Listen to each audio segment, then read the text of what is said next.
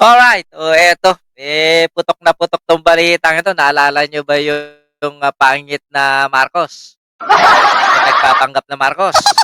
Eto, sa kasong GR number 2778-80, 7280, Francis Leo Marcos versus Commission on Elections.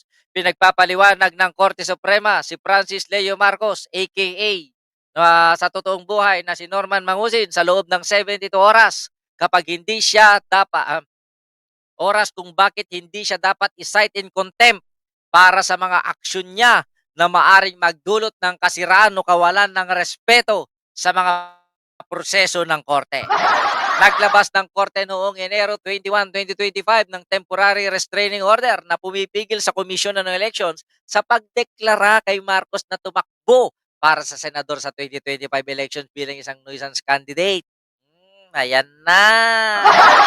Kaya pala biglang nag-withdraw kunwari kasi may kaso ang animal na kabayo.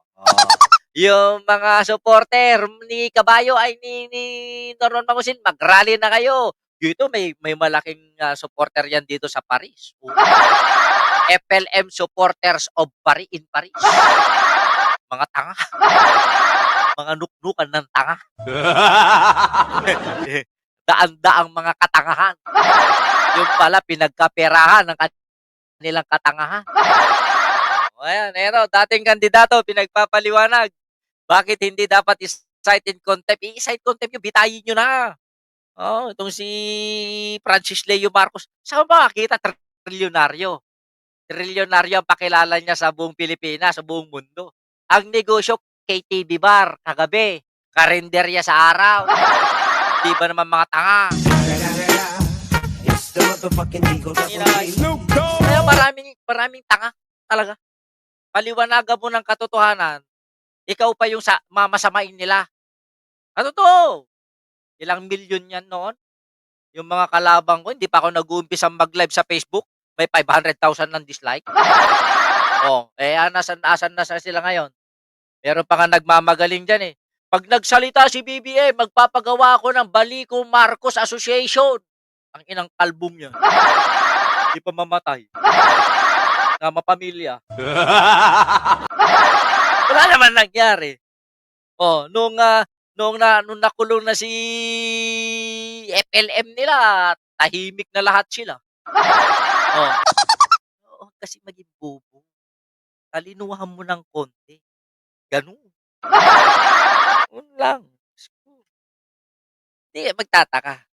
Isa-iisang tao, dalawang passport.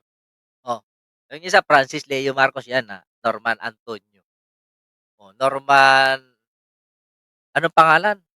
Alejandro Norman. Hindi pala Mangusin tong gagong to eh. Alejandro Antonio.